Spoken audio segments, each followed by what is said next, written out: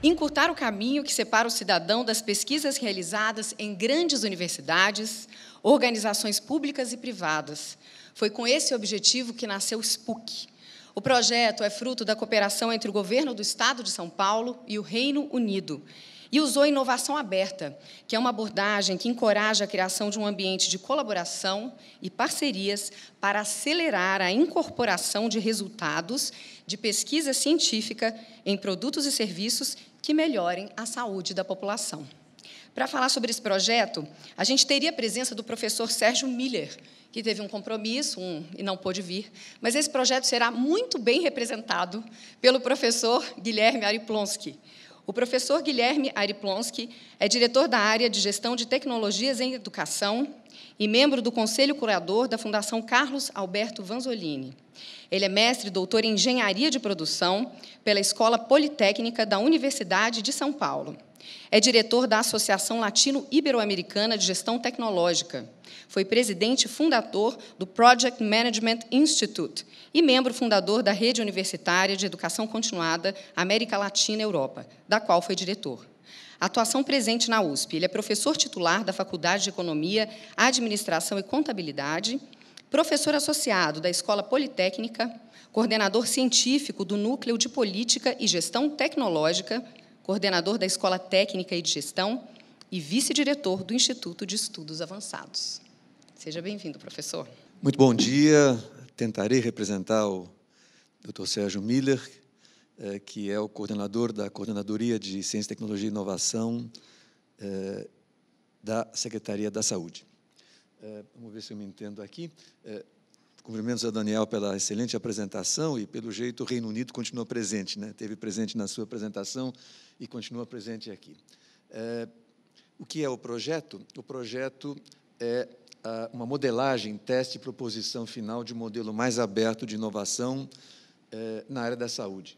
A ideia é ter novas soluções que se apropriam de uma gama de fontes e geram maior potencial para a melhoria de resultados, e nós focalizamos, para ser práticos, 7 institutos de pesquisa da Secretaria Estadual da Saúde. São conhecidos vários, né? Butantan, Pasteur, Dante Pazzanese, etc. E nós, conjunto, evidentemente, com as entidades que vão mostrar daqui a pouquinho, escolhemos como projeto piloto um desses institutos, que é o Instituto Adolfo Lutz, uma referência nacional nessa área, não é, de diagnóstico, testes e desenvolvimento de soluções. Como foi dito, o objetivo é a melhoria dos resultados da saúde no Estado. Pode ir em frente. De que maneira? Em primeiro lugar, valorizando o conhecimento gerado nos institutos de pesquisa. É muito frequente vamos dizer assim, a existência, né, de um hiato entre a produção do conhecimento e a apropriação do conhecimento em benefício da sociedade, por um conjunto de razões. E o que a gente está procurando, na verdade, é criar pontes, criar formas pelas quais esse investimento da sociedade com o uso, né, das pessoas inteligentes, sabidas, dos equipamentos que existem e que, então, às vezes, vamos dizer assim, foram até um certo ponto, possam chegar até o final da linha e, de fato, fazer, como a gente chama, né, no caso, from bench to bed, em inglês, né, ou seja, da bancada até a cama do paciente. Então, valorizando o conhecimento gerado no Instituto de Pesquisa do Estado de São Paulo, claro que contribui para tornar São Paulo, que já é um estado inovador, ainda mais inovador, e reforçar a conectividade internacional do Estado, uma vez que esse projeto foi feito no âmbito da parceria entre São Paulo e o Reino Unido, SP, São Paulo, UK, Reino Unido, é um entendimento, não é, que foi estabelecido há cerca de 3 anos e que gerou, anteriormente, 2 ganhos importantes, um na área de transparência de dados de governo e o segundo em competência na modelagem de parcerias público-privadas. Esse projeto, que está sendo, então, agora apresentado, é o 3º projeto, um em cada ano, dessa parceria.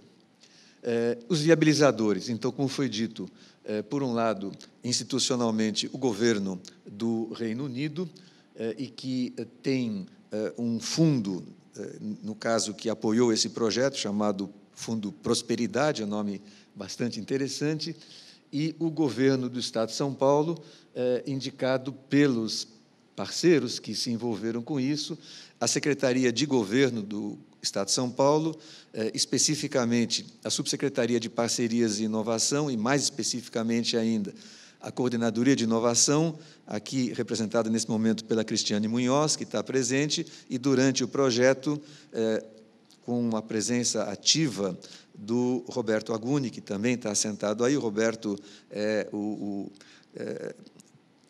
pioneiro em inovação no conceito de IGOV, né? O InovaD é fruto dele, da equipe que ele liderou durante tantos e bons anos. A Secretaria da Saúde, conforme já foi mencionado, especificamente pela Coordenadoria de Ciência, Tecnologia e Inovação em Saúde, a Secretaria de Desenvolvimento Econômico, Ciência, Tecnologia e Inovação, a Casa Civil do Governo do Estado de São Paulo, uma vez que tem essa área de relações internacionais, que, portanto, naturalmente está envolvida nessa parceria, a Procuradoria-Geral do Estado, que foi extremamente importante. Tudo tem que ser feito dentro de uma legalidade. E, como nós acompanhamos hoje por várias razões, por vezes, a lei, os documentos, né, estabelecem algo, a legislação estabelece algo, mas pode haver várias interpretações. E, quando as pessoas que estão encarregadas de, formalmente, estabelecer a interpretação, que são as áreas que a gente chama de operadores do direito, no caso do governo do Estado, a Procuradoria-Geral do Estado, quando elas, às vezes, não têm todas as informações, elas tendem, naturalmente, como todos nós, eu também tenderia, a ser, vamos dizer assim, o mais rigoroso possível, o mais conservador possível. E a ideia que a gente adotou foi, ao invés de preparar essa modelagem de inovação aberta em saúde e depois levar para a Procuradoria e perguntar, podemos fazer?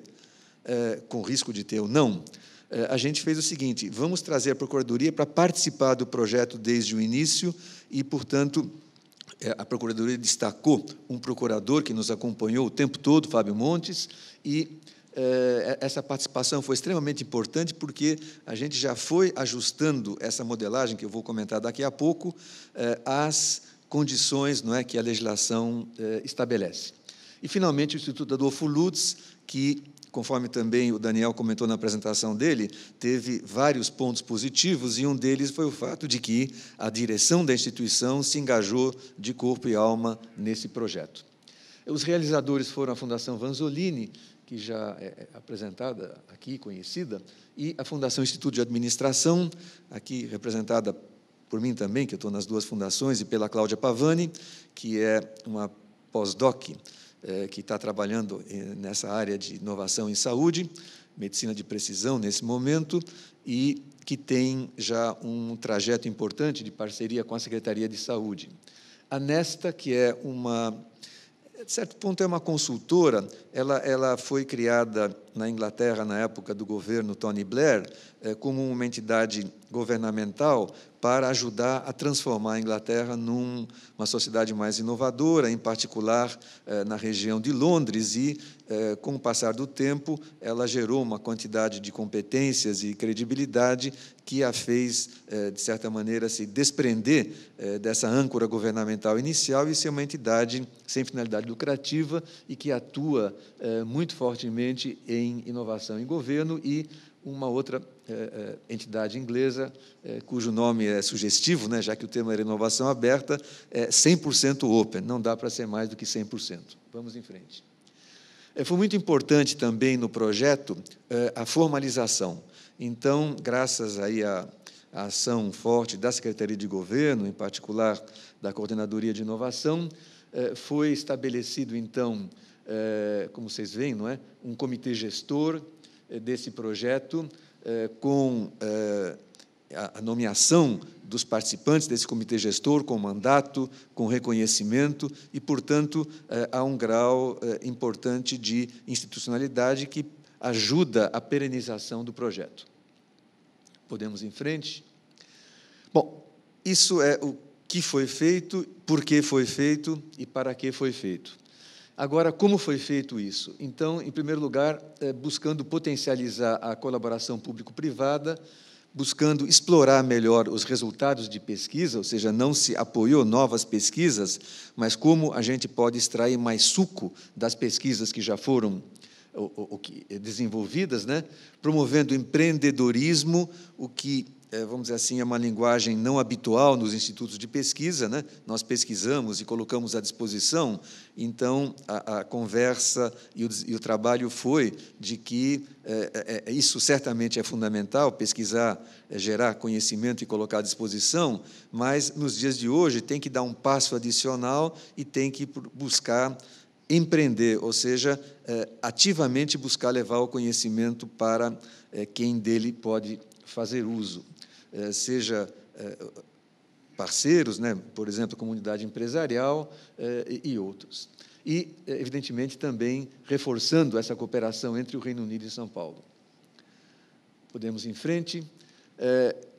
Na verdade, por que foi escolhida a área da saúde? Havia outras áreas possíveis, e por que foram escolhidos os institutos de pesquisa, decorreu do fato de que a Fundação Instituto de Administração, a FIA, já em anos anteriores, havia trabalhado com a Secretaria da Saúde para estabelecer nos institutos de pesquisa o que a gente chama de NITs, Núcleos de Inovação Tecnológica, que são espaços dentro dos institutos que têm exatamente essa missão de empreender, ou seja, a missão de levar ativamente, buscar levar ativamente o conhecimento para que seja usado, não apenas se contentar em dizer, produzir o conhecimento, está à disposição, quem quiser que venha, mas como é que eu levo esse conhecimento com todos os cuidados que têm que ser feitos, cuidar de propriedade intelectual, cuidar, enfim, dos mecanismos, né, que asseguram que seja feito um uso ético e correto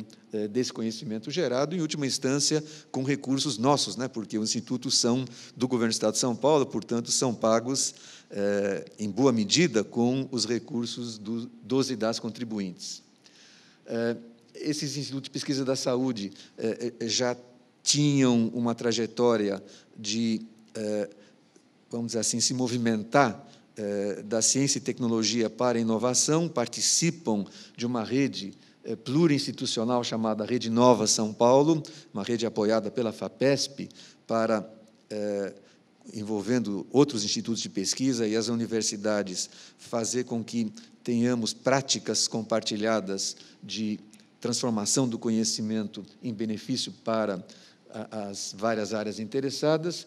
E, nesse processo, que a gente acompanhou já há alguns anos, a gente deu várias trombadas, né?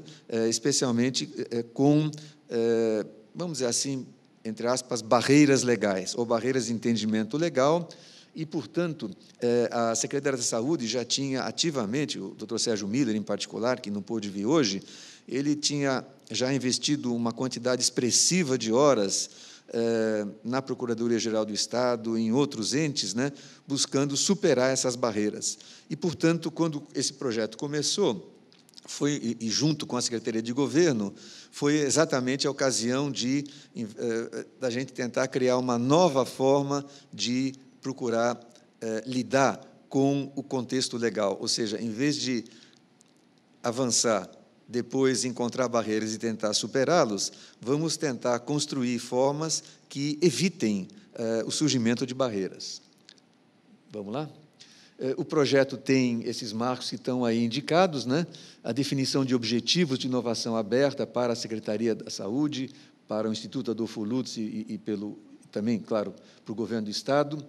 O mapeamento do ecossistema de inovação em saúde do Estado de São Paulo. O ecossistema é um conceito de inovação, é um conceito muito importante, porque ele permite, vamos dizer assim, nos criar, primeiro, um mapa e depois gerar uma espécie, entre aspas, né, de um Waze, por onde a gente deve andar, quais são os caminhos mais adequados, quais são os parceiros mais adequados para fazer com que esse conhecimento se transforme efetivamente em resultados.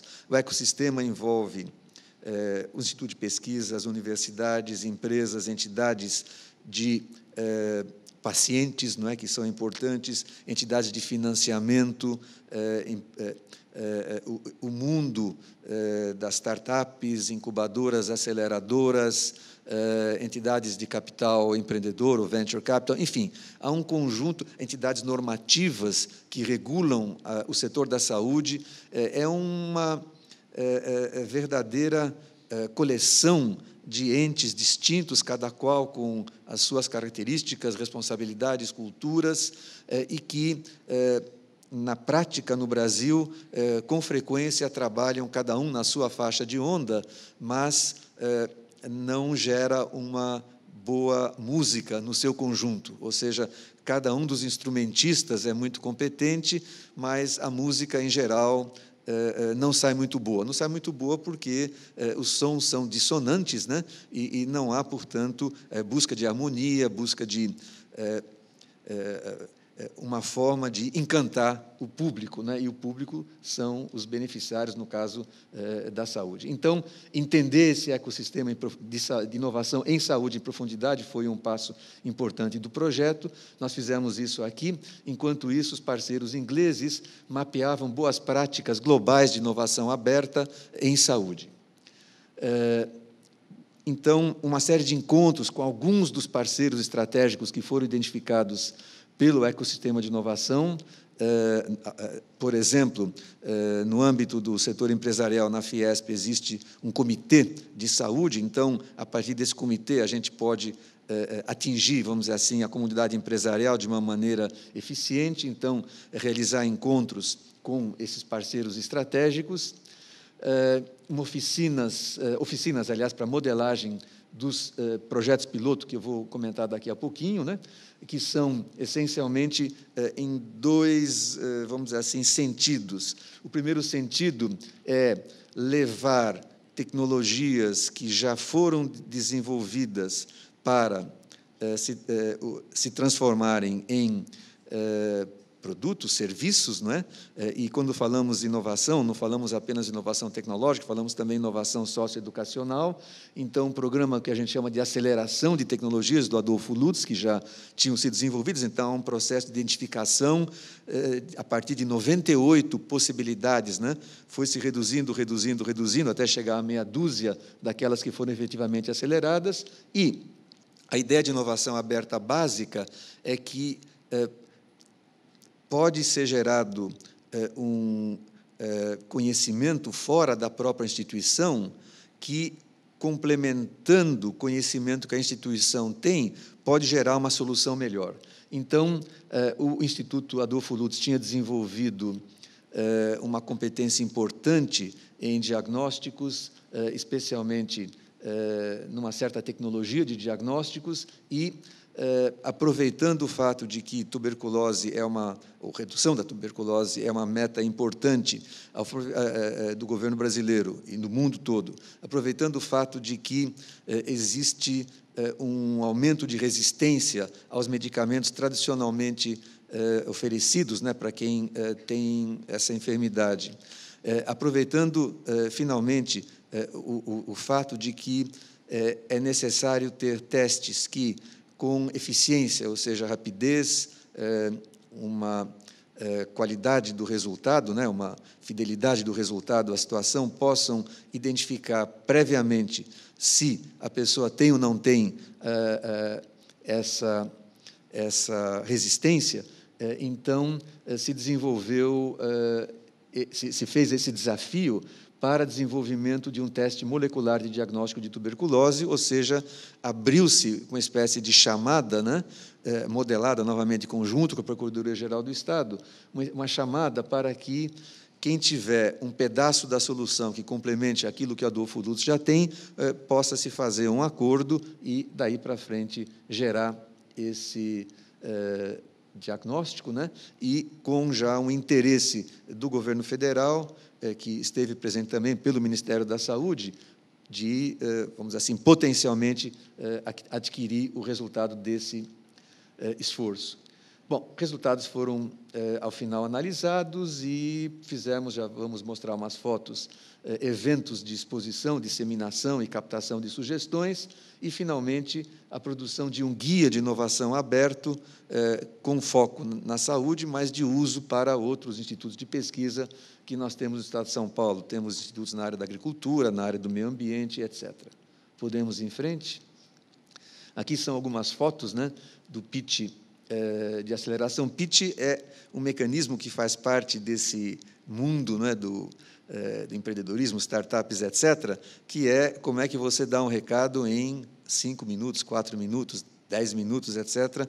E aí eu acho que essa questão do estresse é importante, porque quando você fala para alguém que está acostumado a falar 50 minutos, que ele tem 4 minutos, né, só isto já gera uma ansiedade, no mínimo, né, porque é uma das dimensões que foi apresentada, expressiva. Então, esse trabalho, não é, de extrair o sumo, traduzir a linguagem técnica numa linguagem adequada para quem é parceiro e talvez não tenha todos os detalhes de conhecimento técnico, mas tem uma visão de negócio, se for um mundo empresarial, como é que você faz essa exposição, como é que você identifica o valor agregado, etc. Enfim, isso fez parte, não é? E aí nós temos, então, algumas ilustrações. Foi importante que, no Adolfo Lutz, né, isso movimentou a casa e gerou um enriquecimento da identidade, ou seja, além de fazermos as coisas tecnicamente bem, publicarmos, irmos para congresso e sermos, portanto, valorizados na nossa comunidade acadêmica, nós estamos ficando mais cientes de que o que nós fazemos tem um resultado, vamos chamar assim, prático, tem uma utilidade grande, estamos sendo, então, avaliados não apenas pelos pares, mas também pelos ímpares, não é? E, portanto, isso gerou, no Adolfo Lutz, uma alegria realmente bastante grande. Vamos lá. Produtos. Então, um modelo de inovação aberta aplicável ao Instituto de Pesquisa da Saúde, que foi, então, concebido e foi testado no caso piloto do Lutz. Tivemos, então, para essas parcerias que foram comentadas, né, cartas de intenção importantes que foram recebidas, ou seja, comprometimentos, né, de avançar na negociação. Chamamento público, o projeto todo teve cerca de 7 meses, né? Então, evidentemente, não é o tempo suficiente para namorar, casar, gerar crianças, né? A natureza tem um certo tempo um pouco mais extenso, e aí também, mas, pelo menos, já, vamos dizer assim, comprometimentos de avanço foram ainda conseguidos durante a fase de realização do projeto. O chamamento público para a consolidação da parceria, voltado àquele desafio da tuberculose, ele foi feito em São Paulo e em Londres, aproveitando que houve uma missão do projeto para Londres e que caiu, não é, na semana que se trabalha o assunto da tuberculose no mundo inteiro, e o guia de inovação aberta em saúde, incorporando a experiência adquirida, que vai ser mostrado daqui a um instantinho. Isso.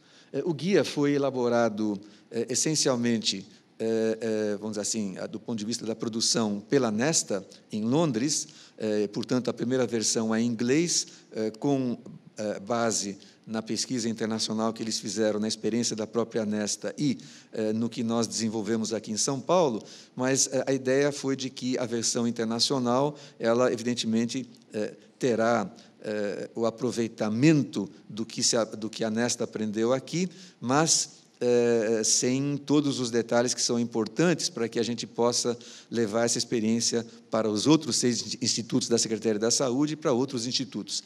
Então, há uma versão em português, né, que, além de tradução do que foi feito na versão internacional, expande bastante o que é o aprendizado que nós tivemos do processo, né, como a gente fala na linguagem popular, as pingas que a gente tomou e também os tombos que a gente levou, ou seja, o que nós aprendemos, o que funcionou bem, o que numa outra experiência a gente poderá fazer diferente, e que tem, então, esses segmentos, esses capítulos que estão aí. Introdução, inovação aberta em saúde, uma visão geral, o que é inovação aberta, o que é inovação aberta em saúde, participação, inclusive, de outros entes do ecossistema, inclusive de pessoas que, às vezes, não são vistas como importantes para a inovação, por exemplo, pessoal paratécnico, né, paramédico, aliás. Às vezes, a inovação sai de um técnico, às vezes sai de um enfermeiro, enfermeira, às vezes sai de paciente, não é? Às vezes sai de parente de paciente. Então, como é que a gente pode captar todas essas oportunidades de melhorar, de gerar soluções melhores para quem precisa delas, né? A inovação aberta e o ciclo de inovação, então, operacionalizando isso um pouco de maneira mais sistemática e abrindo inovação em saúde e colocando lições em prática.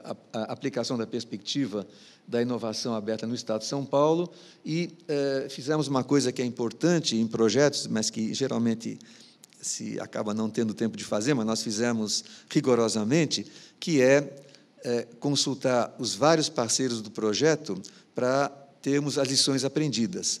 E esse pedaço das lições aprendidas, né, os fatores de sucesso, eu julgo pessoalmente que é uma das contribuições singulares desse guia.